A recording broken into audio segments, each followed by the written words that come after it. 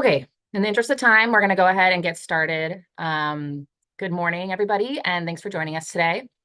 My name is Carrie Simmons, and I am the project manager of SANDAG's Housing Technical Assistance Program. For those of you who it may be your first time today at one of our webinars, our Housing Technical Assistance Program is funded through REAP, and we aim to bring housing technical assistance resources to the San Diego jurisdictions in the form of webinars and toolkits, templates, and direct support.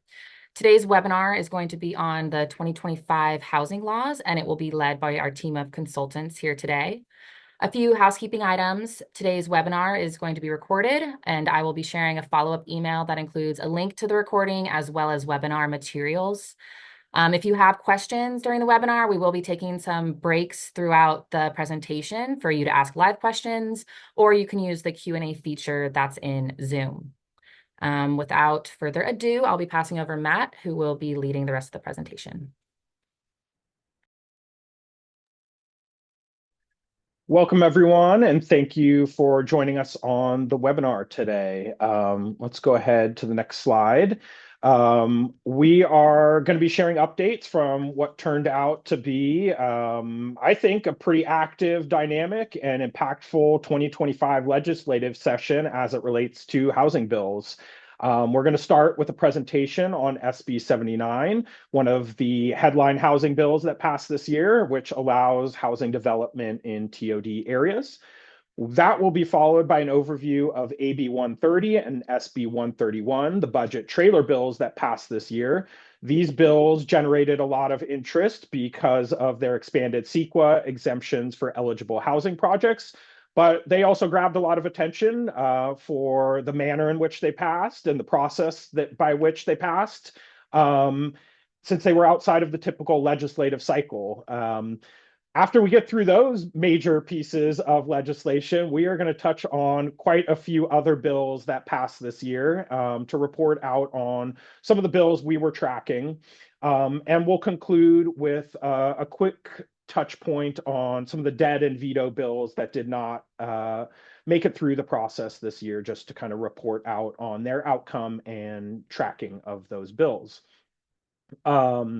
So we'll pause after each of these major sections to answer any clarifying questions, and we'll try and save some time at the end for discussion and any Q&A. But we do have quite a lot to cover today, so let's keep going.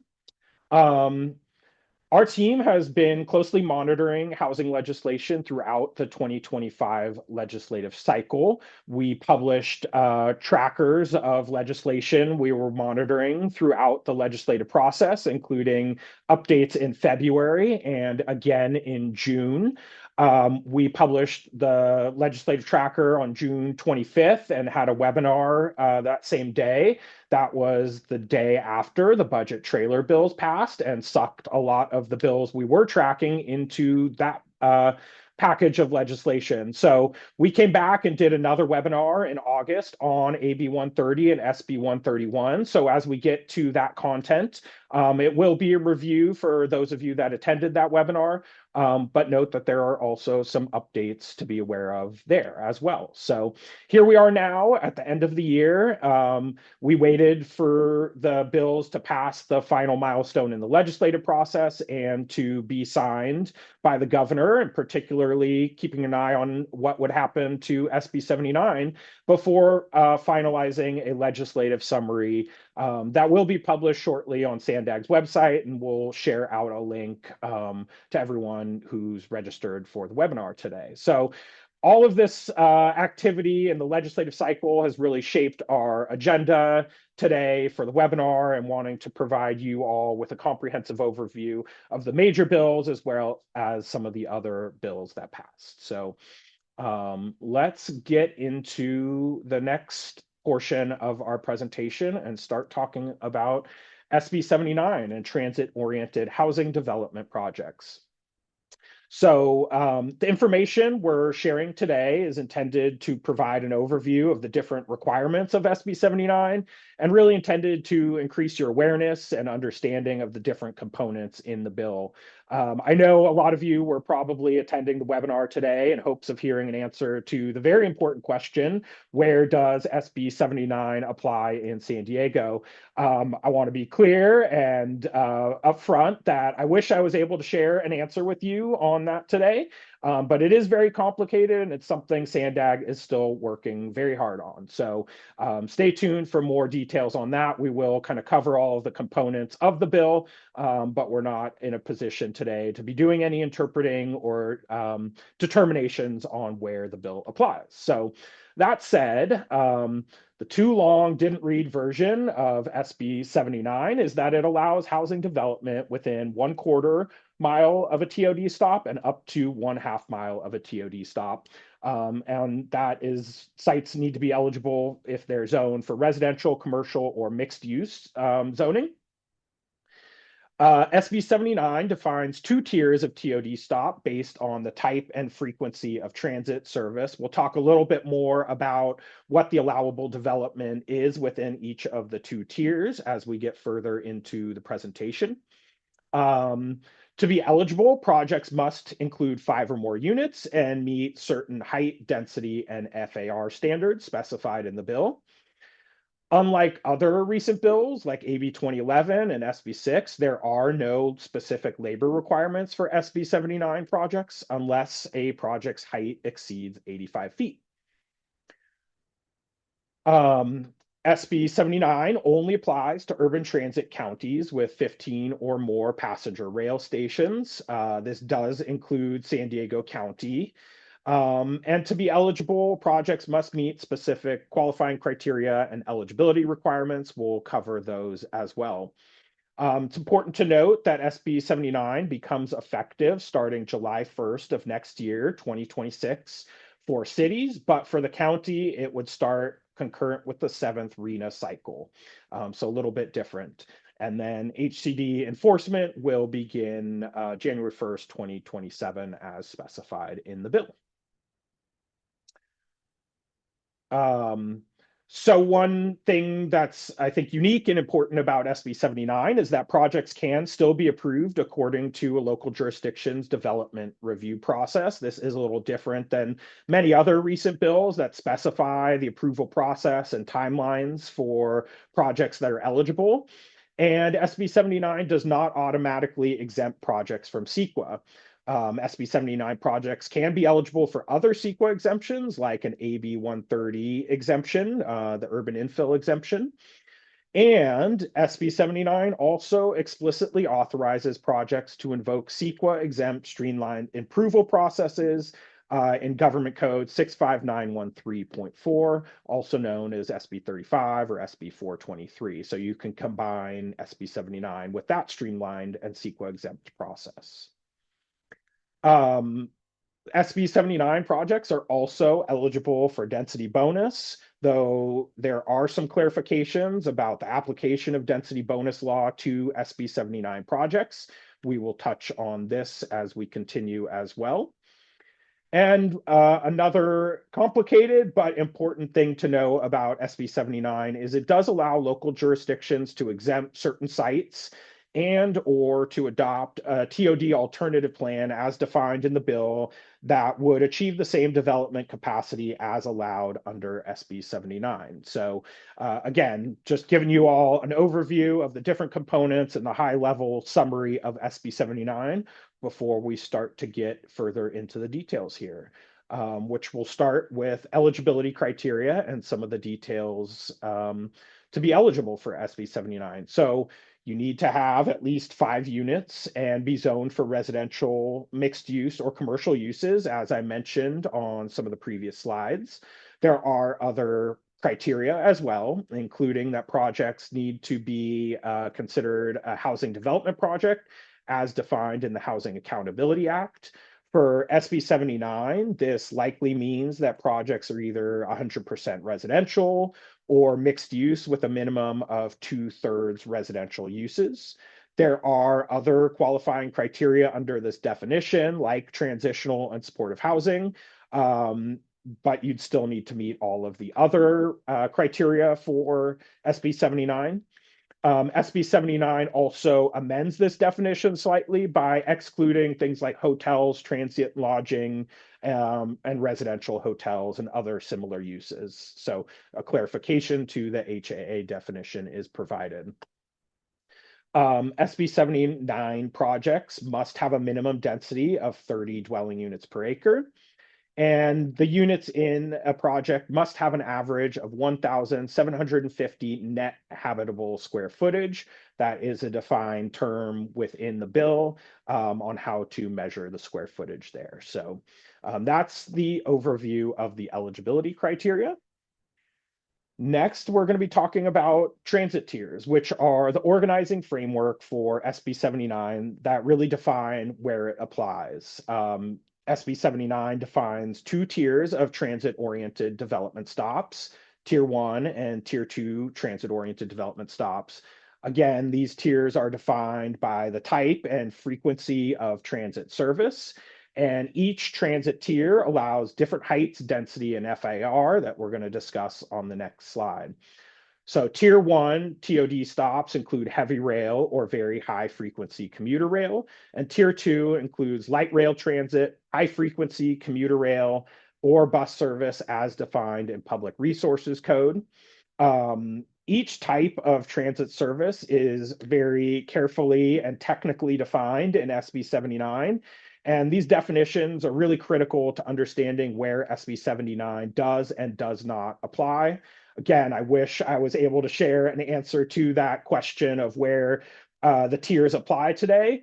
Know that part of SB 79, section 65912-160F states that each metropolitan planning organization shall create a map of transit-oriented development stops and zones within its region by tier. And that is something SANDAG is still working on and coordinating with HCD to do. So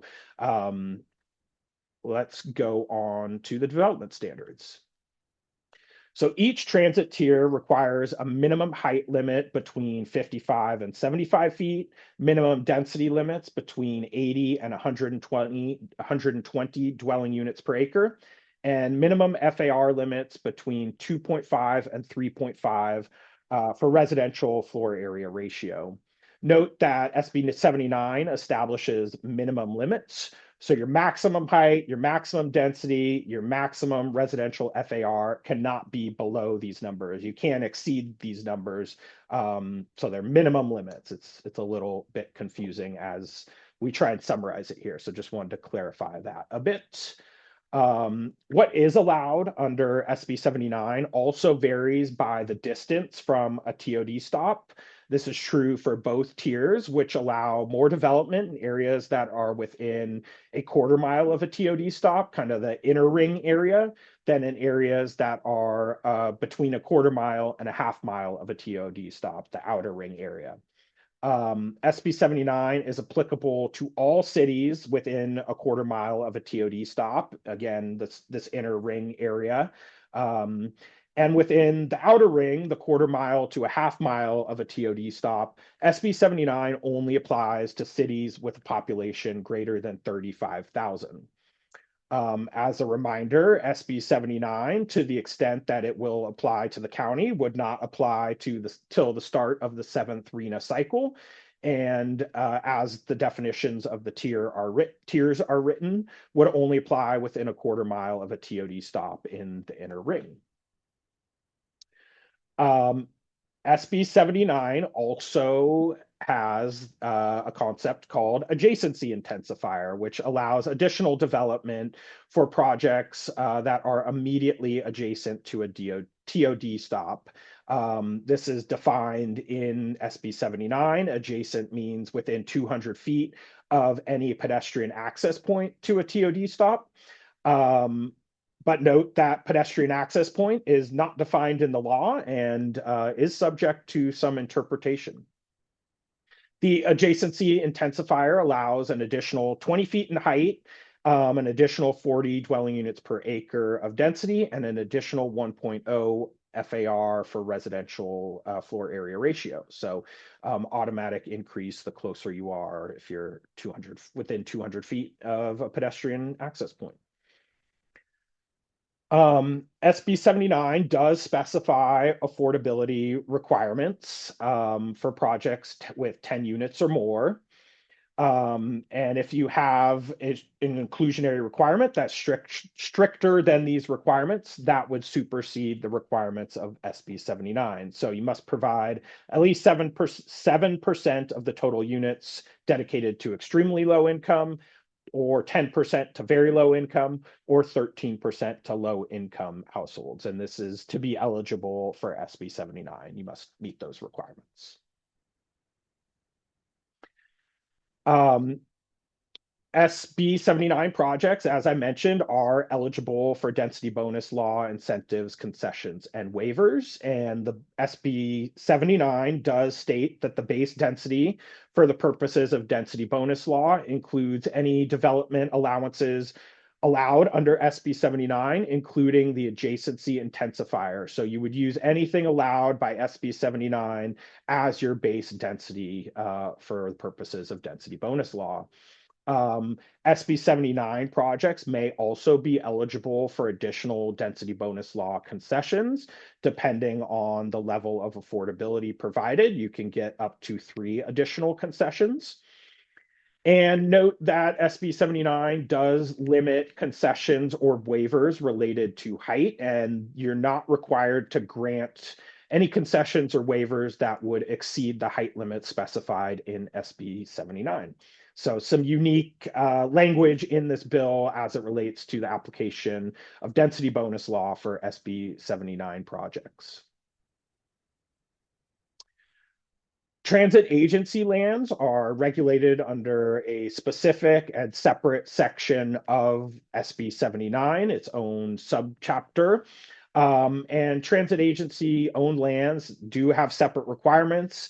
There's slightly different eligibility criteria and slightly different applicable development standards.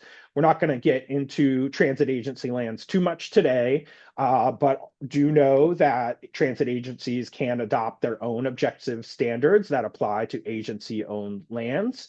And there's a slightly broader definition and eligibility for transit agency lands beyond just the 200 feet adjacent to the site. So it does use a little bit of a different approach to making sites eligible beyond just the quarter mile and a half mile.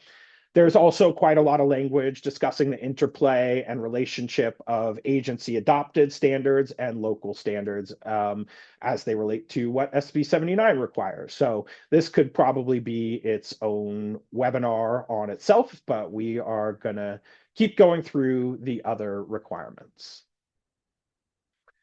SB 79 projects can be approved, as I mentioned, according to local jurisdictions' development review process, subject to the requirements of the Housing Accountability Act.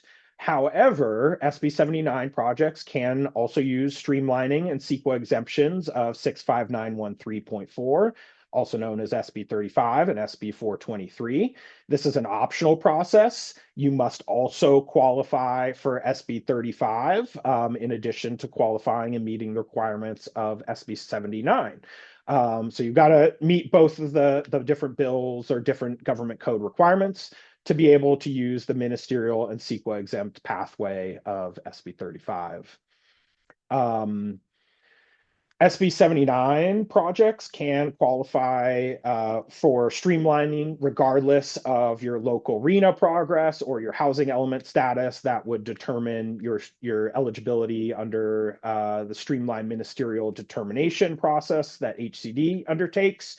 So SB 79 kind of just jumps into affordability requirements and specifies that 10% of the units would need to be very low for rental projects or 10% low for ownership projects, unless otherwise required by a local inclusionary ordinance, or if you need to provide a different percentage or different affordability level to be eligible for SB 79 itself. So that's a little bit of an introduction of the interplay between SB 79 and streamlining under SB 35 or SB 423. Next slide. So, local jurisdictions can adopt an ordinance to apply objective standards, conditions, and policies that would apply to SB 79 projects. Any ordinance that's adopted must be reviewed by HCD according to a specified process with defined timelines that's specified in SB 79. And HCD is required to determine if the ordinance is in substantial compliance. Interestingly, to me, the jurisdictions can still adopt the ordinance without making any changes requested by HCD in their findings. You just need a resolution that explains how the ordinance complies with the findings. So I think it'll be interesting to see how that plays out as well. One of the important things you can do in a local ordinance, let's go to the next slide, please, is exempt sites. So SB 79 allows local governments to exempt sites that do not have a walking path less than 1 mile to a TOD stop. So if there's a physical constraint that won't let someone walk easily to the stop, you can exempt that site. It also allows for exemptions of sites that are within an industrial employment hub. These are large industrial areas designated in the general plan and defined in SB 79. The criteria is on the slide there. I'm not going to read all the criteria for the industrial employment hub there. SB 79, as I mentioned, also allows for jurisdictions to create a TOD alternative plan. The TOD alternative plan allows a pathway to redistribute density within SB 79 TOD zones. You can do that within a given TOD zone or between different TOD zones. The key is to maintain the same total net zoned capacity, both in terms of units and floor area across all the TOD zones within a jurisdiction. The bill, states that the capacity does not need to be new capacity. You don't have to adopt a new existing or a new zoning ordinance. It can be an existing one. It can be an overlay zone or specific plan that you can use to demonstrate that you have achieved the net capacity under SB 79. There are some limitations that I think are challenging for anyone developing a TOD alternative plan. The SB 79 states that the maximum capacity of a given site shall not exceed 200% of the maximum density allowed by SB 79. And you can't have a density that's less than 50% of the permitted density on a specific site as well. So there are some limitations on how you redistribute density. Next slide. So there is an expiration of site exemptions that if you do exempt sites through an ordinance, they are only valid for certain sites through 1 year after the start of the 7th cycle RENA. So that's 4 or 5 years from now, expirations of site exemptions would start to occur. After the site exemptions expire, SB 79 default standards would apply. But a TOD alternative plan may still be relied on to shift development capacity of density and FAR if the net capacity is maintained. There are some caveats on sites that you can't wholly exempt, though, as shown on this slide. There are a lot of very specific circumstances that SB 79 identifies for sites that would no longer be eligible for site exemption. So some of this has to do with capacity, some of this has to do with eligibility criteria, but they are quite detailed and nuanced criteria. So I'm not going to get into each of this and read it out today. So that is the summary we've got for SB 79 and an overview of the major components. So that will end my portion of the presentation here, and let's see if we have any clarifying questions on SB 79. Yeah, Matt, we have a couple of clarifying questions. I think we answered this, but let's go over it again. Any idea if the quarter mile and half mile buffers under SB 79 extend from a single point within the transit stop, such as the boarding area, or from the perimeter of the transit stop parcel? Yeah, I think that is a good question. And some of that comes up as well for things like pedestrian access point and adjacency. How you measure things for SB 79 does vary or could vary how this applies. So I don't know exactly how to measure it. I think the default assumption is that it would be from a single point within the transit stop. So open to other ideas and thoughts on that though. Yeah, I will go ahead and add, the bill does state that the distance of the transit-oriented housing development project from a transit-oriented development stop shall be measured in a straight line from the nearest edge of the parcel containing the proposed project to a pedestrian access point for the transit-oriented development stop. So to summarize that, you would be measuring from the access point to the nearest edge of the parcel containing the development project.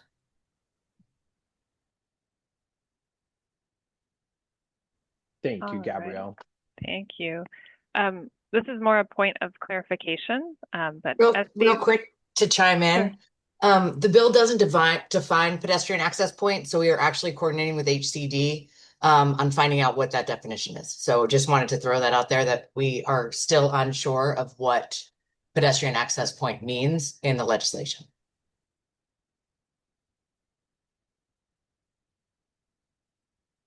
More to come on this one, of course. One point of clarification, SB 423, which is the update to SB 35, does allow projects to be streamlined in high and very high fire hazard severity zones, provided that the project mitigates for fire risk, so fire resistant building materials, defensible space, vegetation management. Not sure if we have any, that's just a point of clarification. Anything to add to that?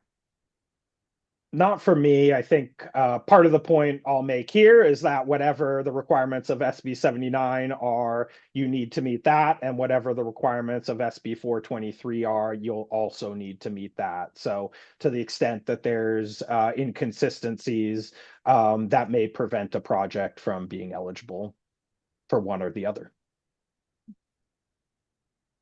All right, we have a couple of other questions. One is about the frequency of transit, but maybe, Matt, I don't know if you can see that if we want to get into the definitions. I know. Yeah, let's hold that one, make sure we get through all of our other content. And if we have time, we can certainly kind of dive into this and talk more about transit service frequency and where people are understanding things related to that. All right, and then we had one last question about the relationship to AB 130, but I think we should go ahead and have that presentation first and then circle back to this question about SB 79 and AB 130.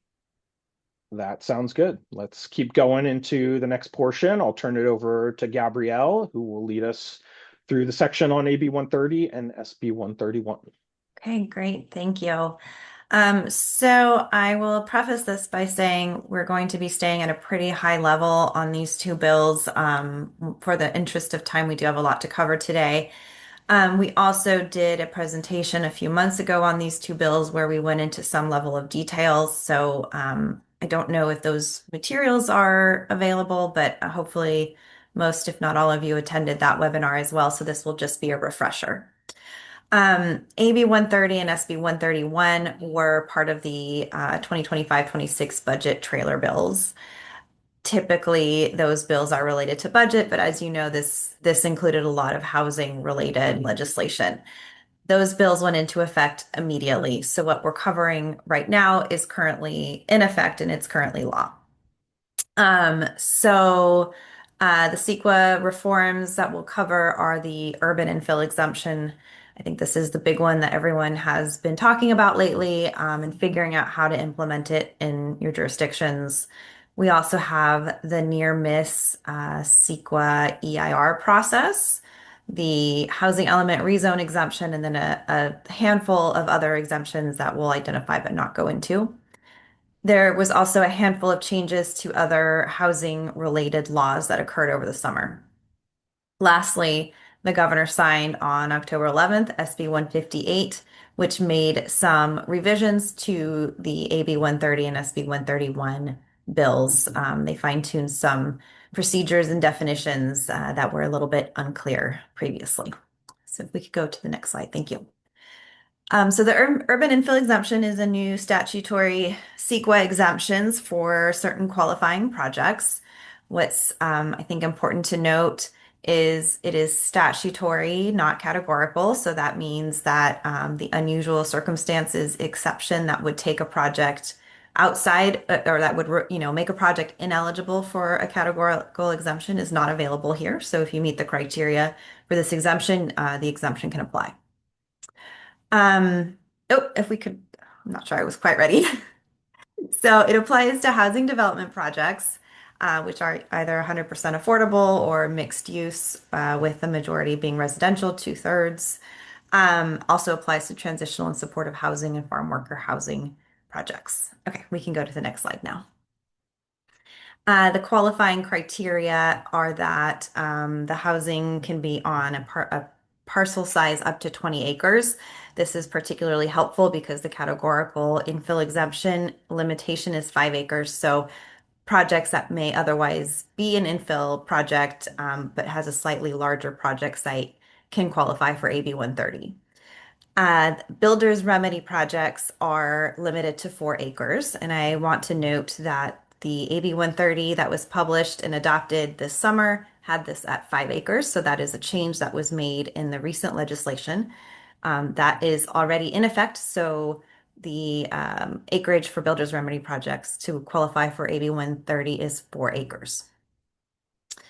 An infill site is defined as a site that was either previously developed, a site where 75% of the perimeter is developed with urban uses, or an area, 75% of the area is within a quarter mile of developed urban uses. And lastly, 3 out of 4 sides of the development have urban uses. So that's how we define an infill site.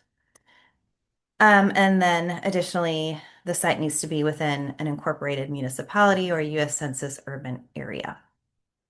And then as most of these CEQA exemptions require, the project needs to be consistent with the general plan and zoning. Next slide. There are some requirements to be eligible related to density of the project. The project needs to be at least 50% of the default density that's in the housing element. That's the density for the jurisdiction where the default is that low income household housing can be provided on that site at that density. In the San Diego region, this is going to be either 10 or 15 dwelling units per acre. Additionally, no transient lodging, so hotels, motels, etc. You will see that this is a trend, and a lot of the bills from this year is that we are removing hotels and motels from definitions of housing development projects. Okay, and then also no demolition of historic structures that are placed on the register before the preliminary application was submitted. Next slide, please. Okay, so site eligibility, in addition to being an infill site, the site needs to comply with the criteria that are identified in the SB 35 streamlined ministerial approval processes. So we won't go into details. These are eligibility criteria that apply to a lot of sites. But there are limitations if the site is located in one of the areas that would make it not qualify for SB 35. It would also not qualify for this bill. So next slide, please. Labor requirements. So for projects that are 100% lower income, there is a labor component that attaches to the project if you want to use this exemption. Additionally, buildings that are taller than 85 feet have a low labor component. The bill details what those labor requirements are for each of those 2 types of projects.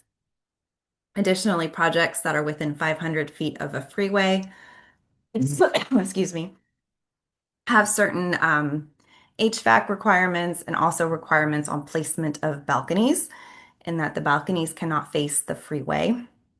One question I have received several times is, what is considered facing the freeway? Which edge of the balcony is it? So that is not defined, so that's to your own judgment. And then additionally, a phase 1 study is required as a condition of approval for the project. And based on the results of that phase 1 environmental study, a phase 2 study and remediation might be needed if it's warranted.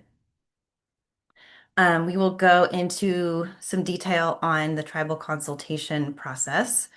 But there is a tribal consultation process with some strict deadlines that we will cover momentarily.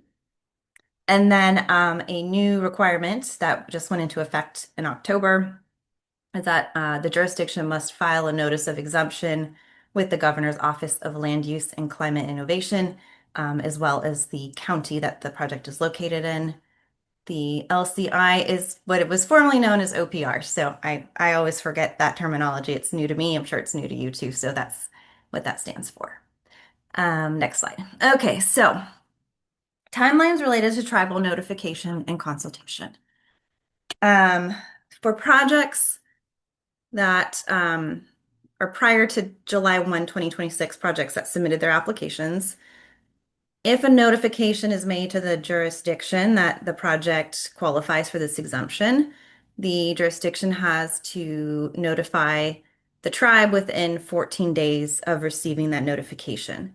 The statute is not clear on who provides the notification, but I think one can assume that notification would most likely come from the developer or the project proponent.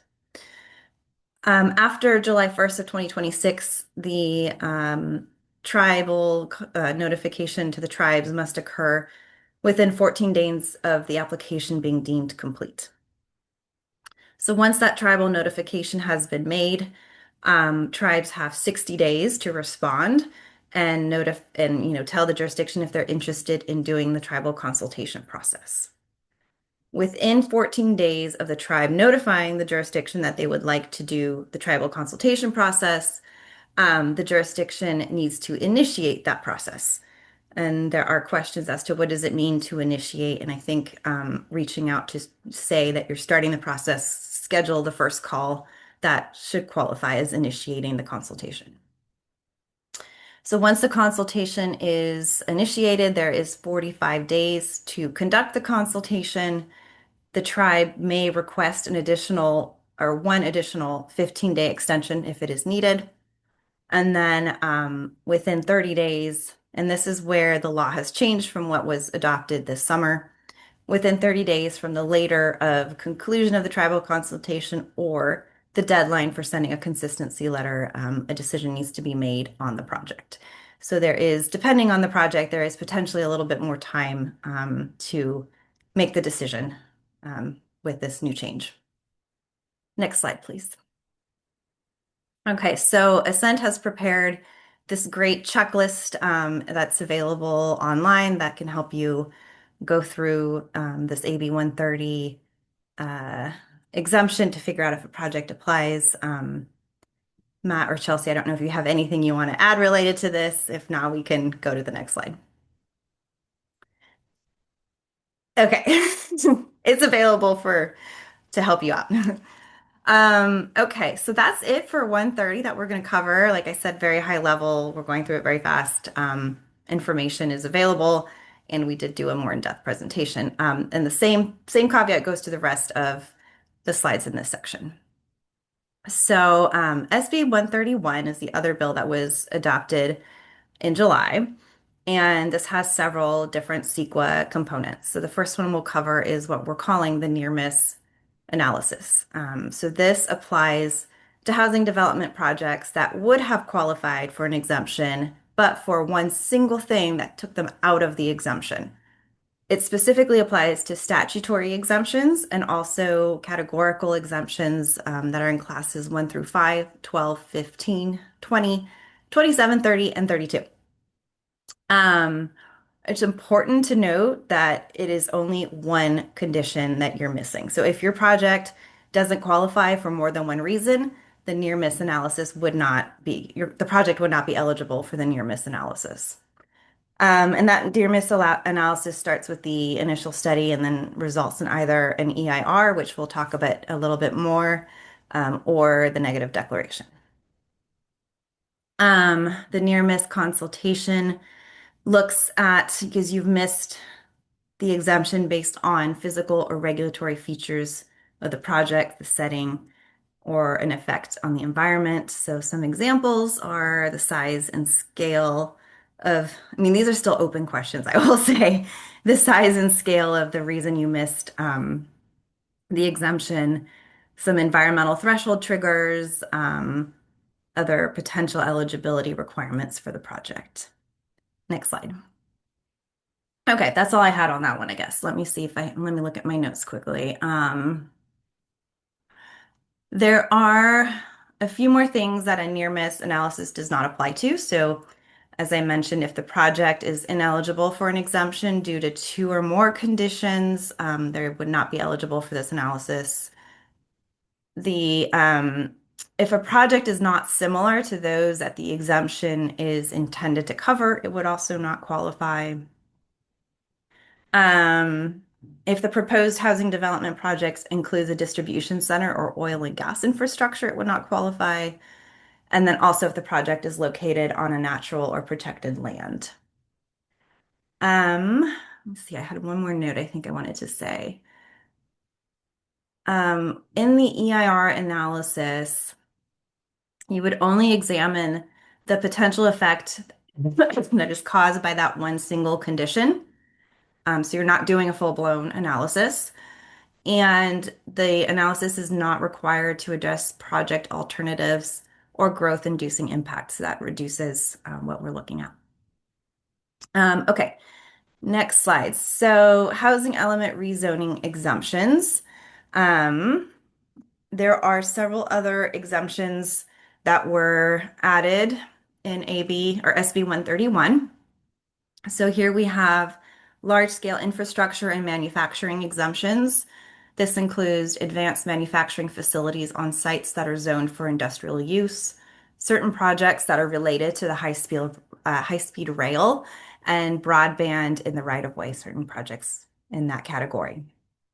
Under the public health and community spaces exemption category, we have rural health clinics, federally qualified health centers, nonprofit food banks and food pantries, daycare centers in non-residential areas, certain public parks and non-motorized trails.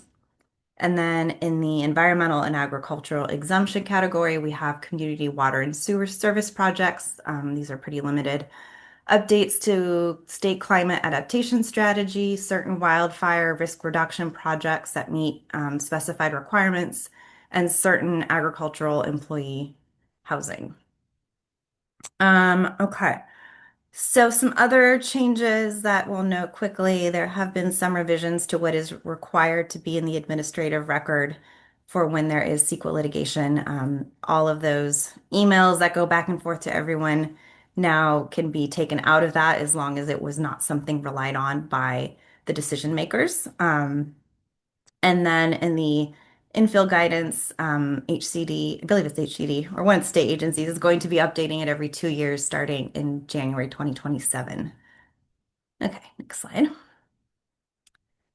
Okay, the other important change to note has to do with the Permit Streamlining Act. The definition of a development project now includes ministerial housing development projects. So I just want to emphasize it's housing, not all ministerial projects. It also does not include post-entitlement permits. This is important to note because ministerial projects now need to be approved or disapproved within 60 days of a complete application. That was not the case before. And I also want to point out that some of the state laws, for example, SB 35, might have differing timelines for application completeness. So you need to look at the Permit Streamlining Act. So some of these might no longer be relevant. One exception is the AB 2011 projects. Those timelines still apply. And then also, as noted earlier, the CEQA infill exemption projects must be approved or disapproved within the later of the conclusion of tribal consultation or the deadline for the consistency letter. Next slide. Okay, AB 130 also repealed a lot of sunset dates. So a variety of bills that were passed over the past several years had expiration dates on them. That has been removed for the Housing Accountability Act, the Housing Crisis Act, Permit Streamlining Act, the 5 hearing limitation for projects, application checklist requirements, preliminary application requirements, and the Starter Home Revitalization Act. Those are now going on indefinitely until the legislature decides to amend or change them again. And then lastly, I'm not going to go into detail, but SB 130 made some changes to the affordable housing on, sorry about that, affordable housing on faith and higher education land, which is SB 4, the Starter Home Revitalization Act, which is SB 684, and then ADUs because they feel the need to make changes to ADU laws every single time. Chelsea will go into some more detail on the ADU changes that happened in October. Okay, some other housing law updates are related to homeless shelters. There are new requirements for cities and counties to perform annual inspections of every homeless shelter that is in their jurisdiction to ensure compliance with laws. For cities that have a population of less than 100,000, they can partner with their county on these inspections. Cities and counties must report to HCD the number of complaints that are received, even if that number is 0. And then HCD can withhold state funds from cities or counties that fail to comply with this reporting requirement. So I think the big thing to note is do your reporting, and even if you have no complaints to report, you still need to report that. And then another requirement is that homeless shelters must display and provide information to new residents about an occupant's rights and the process for reporting a complaint alleging a homeless shelter is substandard. A couple other changes that occurred have to do, this is unrelated to homeless shelters now, building standards for residential projects have been frozen. There are a few exceptions, which we're not going to go into detail right now, but those I believe are frozen until 2030, I think. Also model home standards are frozen. So if the first model home receives their permits, all the remaining homes that are built off of that model home can rely on those same building code standards up to 10 years. And then there are certain restrictions on Coastal Commission appeals that were added. So next slide.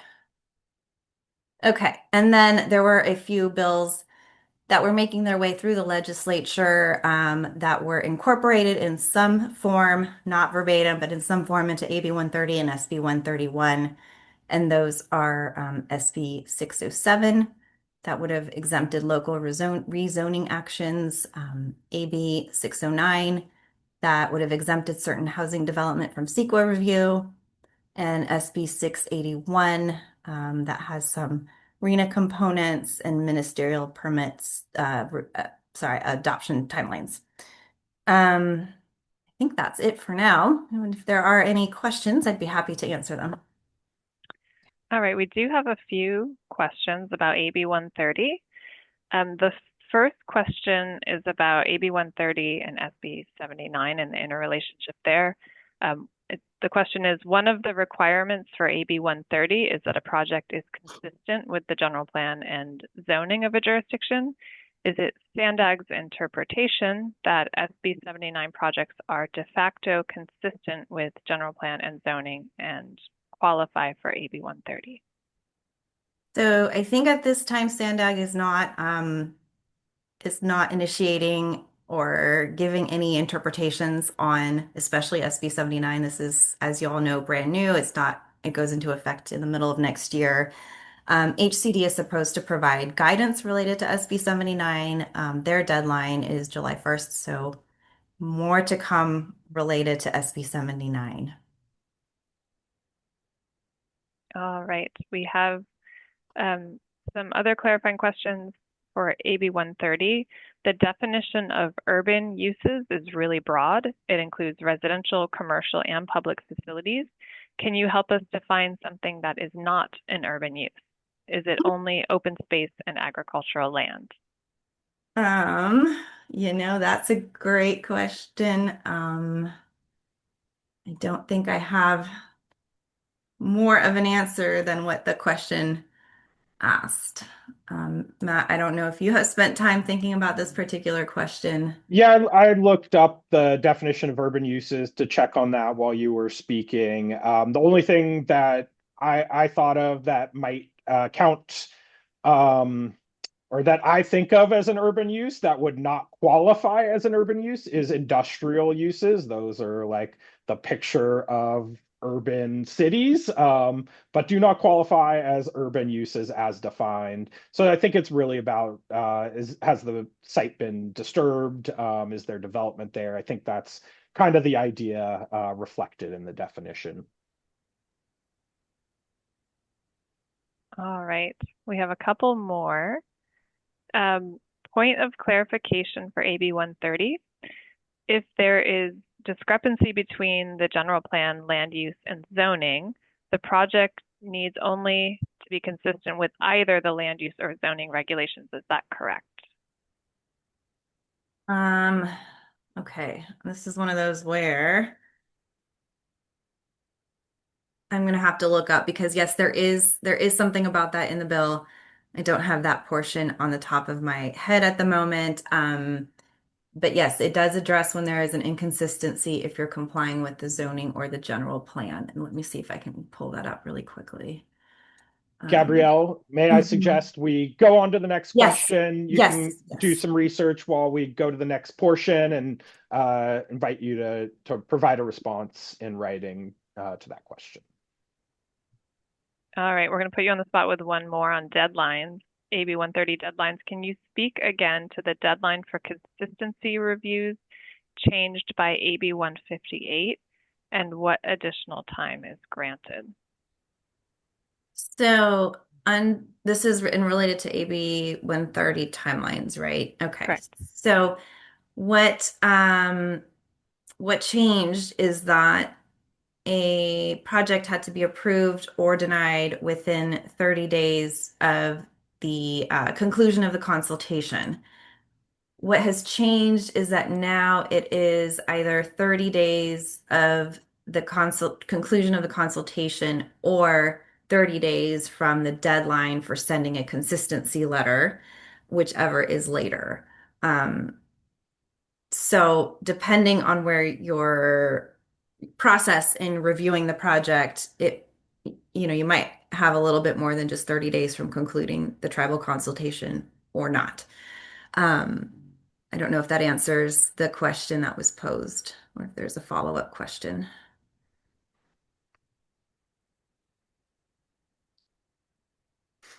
All right, well, we will see if there's a follow-up question. But I think that's it for now for questions on AB 130 and SB 131. Okay. But if you have others, feel free to put them in the Q&A. We can, if we have time at the end, circle back.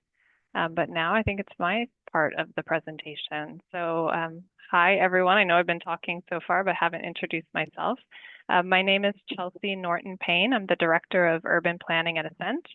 I would recommend you all stand up and take a big stretch because we just went through a lot. And I have the pleasure of walking you through 24 other key housing bills from the session. None of these are as major as SB 79 or the trailer bills that Gabrielle just went over, but there are some important updates for you all to keep in mind. I'm going to go through these very quickly, but we will be sending out the legislation tracker that Matt mentioned. You can look there for some longer descriptions and also links to the bill test. All right, so buckle up. I'm going to go through 24 bills, starting with changes to ADU laws. So there were a couple of cleanup bills passed that strengthen state oversight. First, SB 9 adds new accountability measures. So if a jurisdiction doesn't submit its ADU ordinance to HCD within 60 days, or doesn't respond to an HCD non-compliance letter within 30 days, the local ADU ordinance becomes invalid and state law applies. SB 543 makes a lot of clarifying updates to ADU laws. A few of the notable ones include standardizing how size is measured, so it's based on the interior livable space. It exempts very small units under 500 square feet from school fees and tightens approval timelines, requiring a local agency to make a determination of application completeness within 15 business days. More ADU bills, SB 462. This focuses on the Coastal Commission review. It requires concurrent review of both the ADU and the coastal permits, requiring that the local government and the Coastal Commission act within 60 days, and it deems ADUs approved if those deadlines are missed.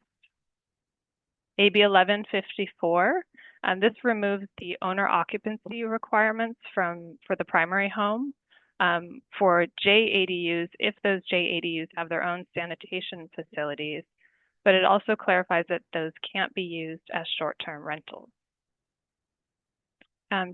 Two density bonus bills that passed this year, both of these were authored by elected officials from the San Diego region, responding to some local issues. And they both narrow eligibility in certain cases relating to hotels, transient lodging, visitor serving uses. SB 92, it limits commercial density bonus FAR increases. It caps it at 2.5 times the base zoning, and it fully excludes hotels and other transient lodging from the density bonus incentives, concessions, or waivers. AB 87 makes a related adjustment for mixed-use projects, excluding visitor serving uses from receiving density bonus incentives. On the housing element side, there were a few targeted changes to the law.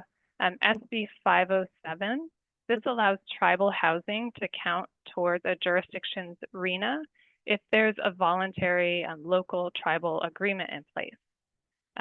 The local jurisdiction has to either have permitting authority over the site, or the agreement between the local government and the tribe has to contain specific information and commitments demonstrating how the units are going to get built.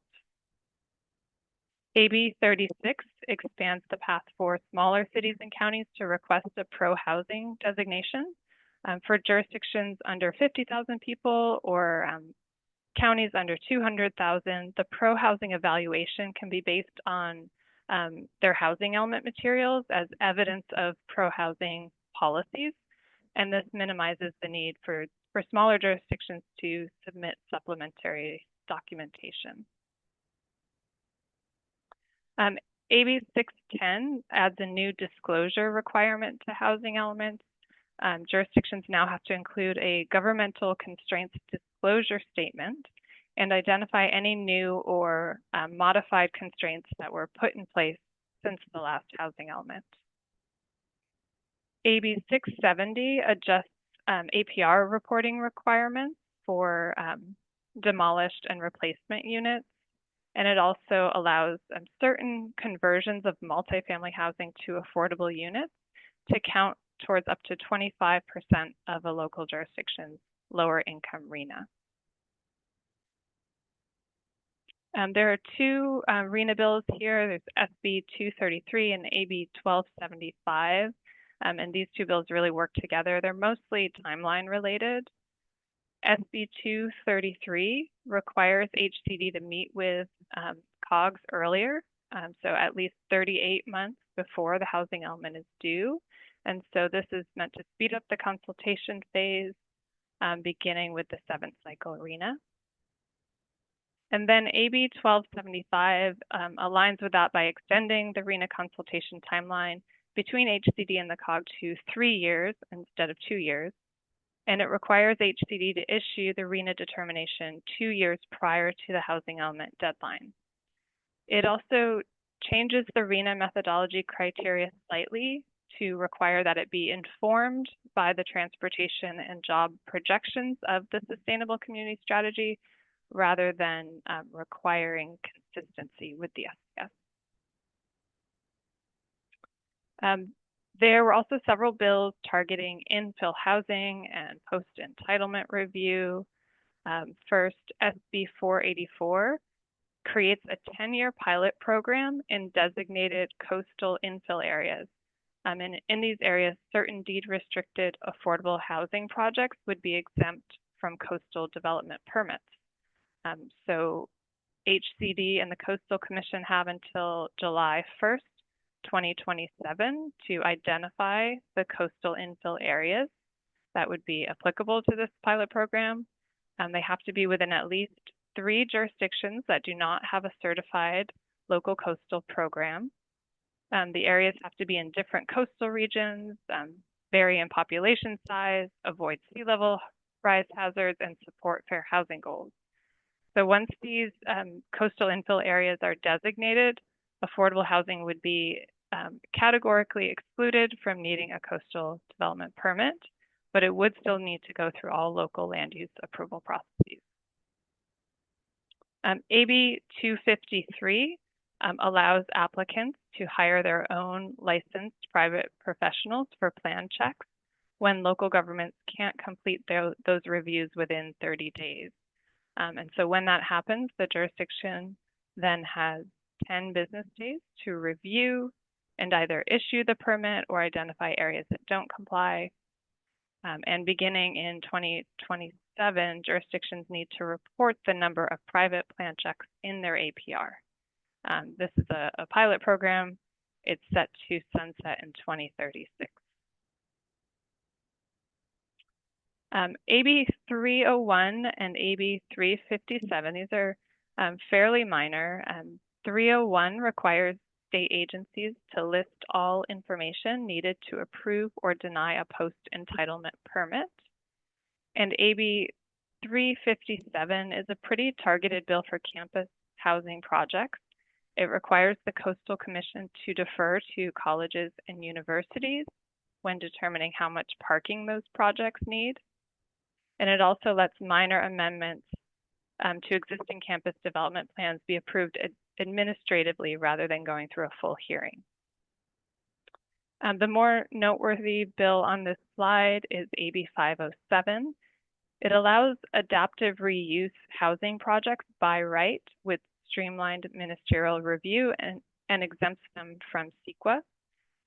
It does include affordability requirements, and it excludes industrial zones that don't already allow for residential uses. AB 893, this bill amends or expands AB 2011, which was passed in 2022, to include a streamlined approval pathway for mixed income housing in campus development zones. These are generally areas within a half-mile of the main campus, and it clarifies a couple of the eligibility requirements. AB 920 requires larger jurisdictions over 150,000 residents to develop a centralized online housing application portal. So you can see here in the San Diego region that this applies to Chula Vista, Escondido, the city and county of San Diego, and Oceanside. All right, we've got a few more here. AB 1007.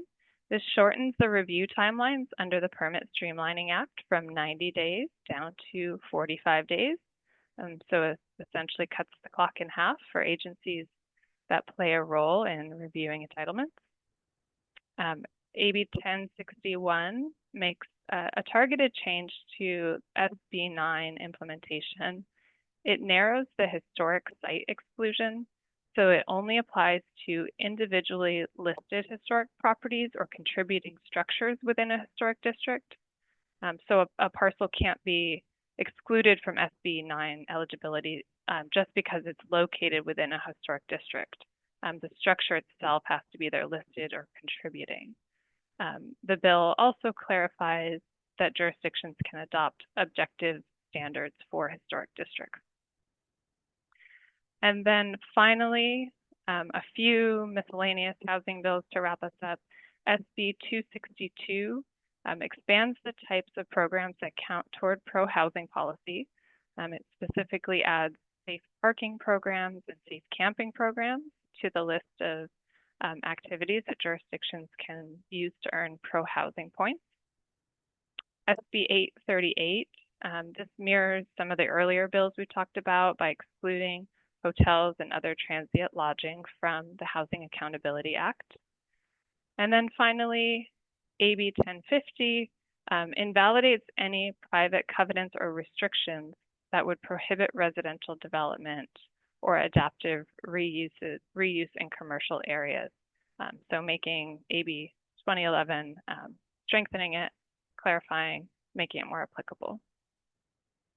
All right, so that was my very quick overview of that whole smattering of other bills. Yeah, Matt, do we have any questions? We do have some questions. Let's take those before we get to dead and vetoed bills. I forget what you said in terms of how many bills you just covered, Chelsea, but you did it in about 10 minutes. 24 bills. Yeah, so very quick overview. Just a reminder, and want to answer live one of the questions we got in the chat about sharing links. We will follow up in email with the legislative summary, the checklist, a link to the recording from our previous webinar on AB 130 and SB 131, as well as a link to the materials from today's webinar, including the presentation slides and the recording as well. So just a little bit of housekeeping there. So let's go to our questions.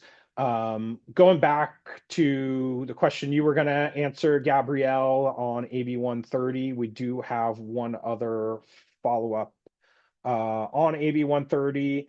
Not sure if you captured this in your written response, but maybe we can revisit this.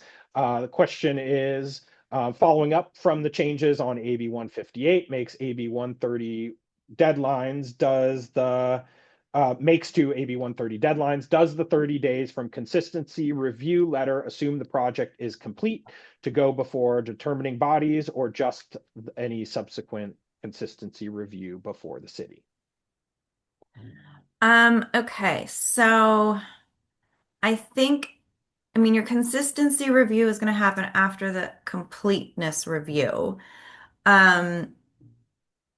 Currently, in theory, your AB 130 tribal consultation could occur before the completeness has happened. Starting in 2026, that completeness would have, you start that process after it's complete. So I guess it depends on where you are in the process when the tribal consultation concludes versus when your consistency letter would need to go out. But let me reread that question.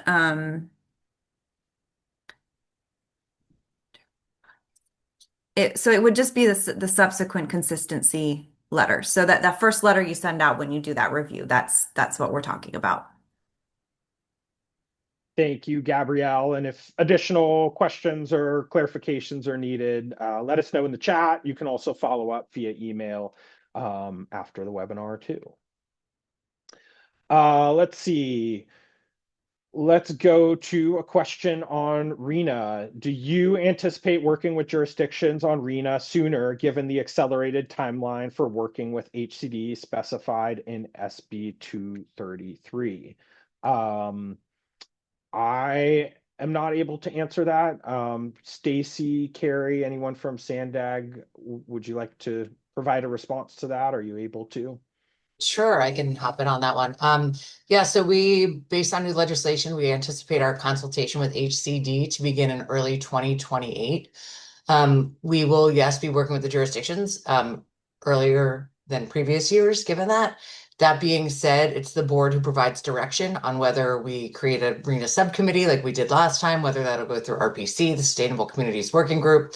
So we will be beginning that earlier, but how that will look still remains to be seen. Thank you, Stacy. And then we got a couple questions on the online submittal portal. The question is there any concern that the new law requirements would cause changes to our existing systems that most people are already using for their projects? I don't know. Yeah, I would say probably not. The language in this bill is very brief.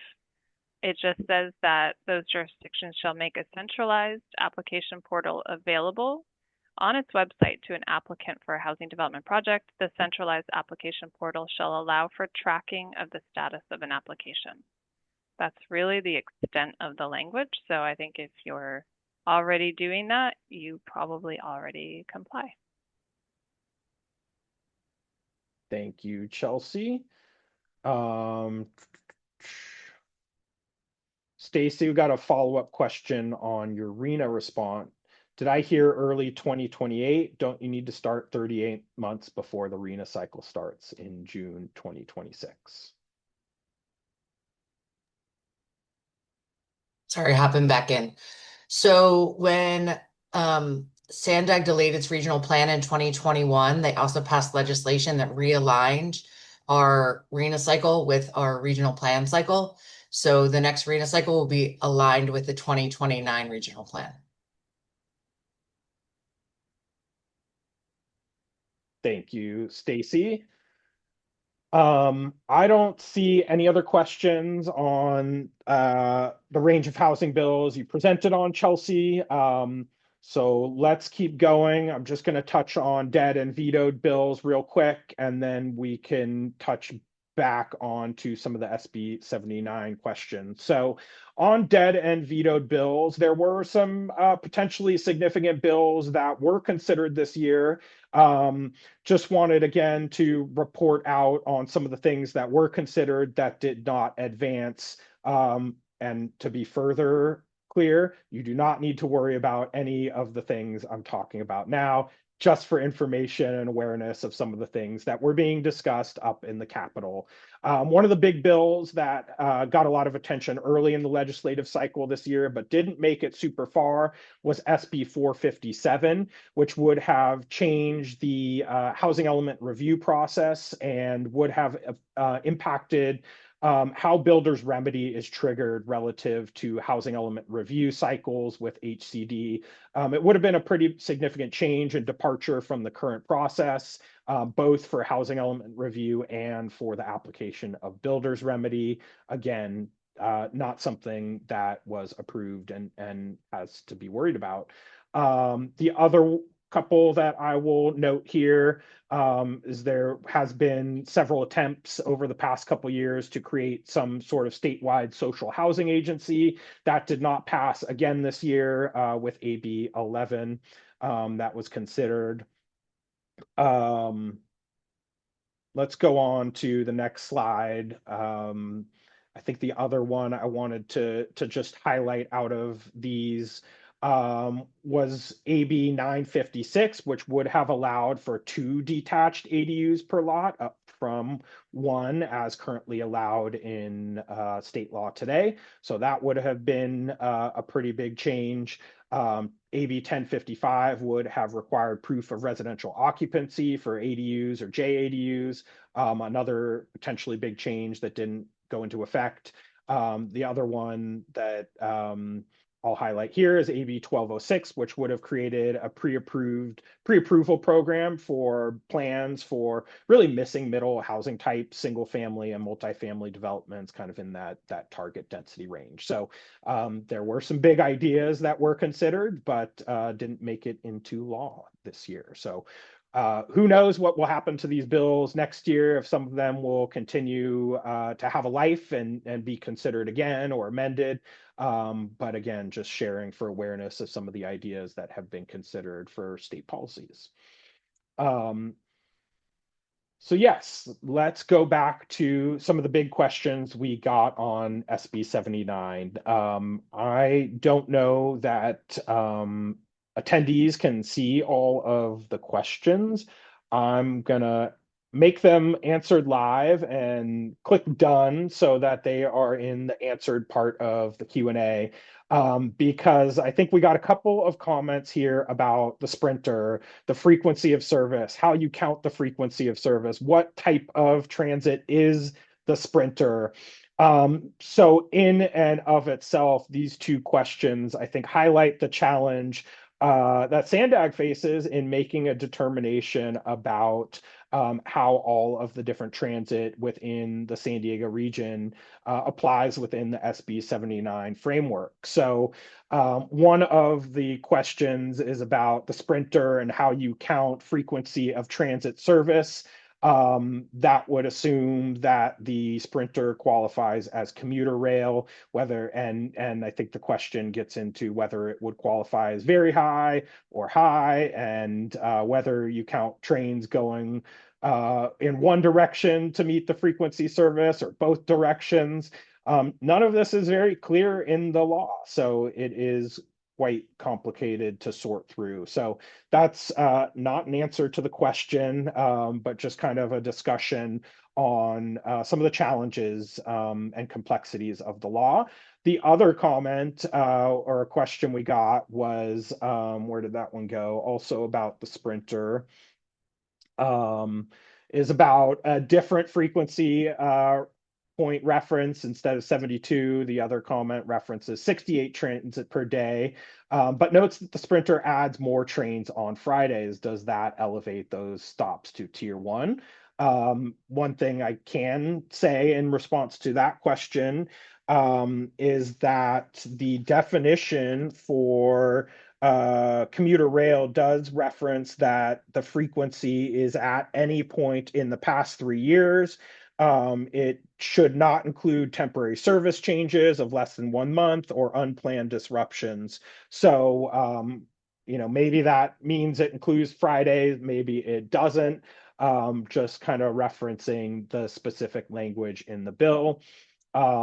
The other part of that question is, or is the sprinter stations considered tier 2 because the sprinter is considered light rail? Again, good questions considering all of the technical definitions provided in the law and sorting through them. I think that is something still being determined for all of the modes of transit within the San Diego region. So that's kind of the response to the discussion on sprinter and how it might be interpreted in response to those thoughts. We got one more question. Can you clarify if SANDAG will undertake a mapping project of all boundaries for housing legislation when based on transit? Stacy, I don't know if you want to answer that. I think my initial response is probably not for all housing legislation based on transit. I think from what I understand, it's the mapping project being undertaken is focused on SB 79 and the statutory requirements. Correct. All right. Thank you for confirming, Stacy. If anyone has any other questions, please feel free to put them in the chat. If you'd like to discuss something, we may be able to unmute you and have you come on camera. We do have about 10 minutes left in our allocated time. I don't see any questions or anyone jumping at the chance to chime in on anything we shared. So I'm going to advance through to our next slides and start to wrap up with some reminders and conclusion. So just wanted to note here some updates on our technical assistance work and a plug for future technical assistance coming up in 2026. So one, I wanted to note that SANDAG has released 2024 APR data and updates to the housing policy and planning tool on the SANDAG website that looks at the APR data for 2024 and progress towards RENA. So if that's of interest to you, please check that out. It has been refreshed rather recently. We are planning for a webinar on the 2025 APR cycle in coordination with HCD. We have put on webinars between SANDAG and HCD for the past couple of years, and this will be a continuation of that series to make sure you all are aware of the new requirements coming for APRs, and are able to ask any questions and get some support. So we're trying to get that scheduled as soon as we can in the new year. We are also scoping out a current planning training series really focused on the nuts and bolts of approving housing projects, including affordable housing streamline projects, and considering CEQA as part of that. And then also we are taking additional local staffing assistance requests to work directly with jurisdictions through October 2026. So if your jurisdiction does not have hasn't been engaged with our technical assistance team in a while, and you have additional needs, please reach out to us via email on housing@sandag.org. We will also be reaching out to jurisdictions to try and get the conversation going on how we can support everyone through 2026. So that's what's on our radar, and looking forward to as we wrap up this year and start another year. We will also be tracking legislation through 2026, so we will see what bills will be presented and are of interest to housing next year too. And I will turn it back to Carrie for any last words and to wrap us up. I don't see any other questions, so I think we can kind of head towards the end here. Great. Thanks, Matt. Nothing else from me. Thank you all for joining and asking questions in the chat. I'll be sending a follow-up email with all the links and resources and recordings that Matt mentioned. And thank you to the team here who presented some really helpful information. So thank you all.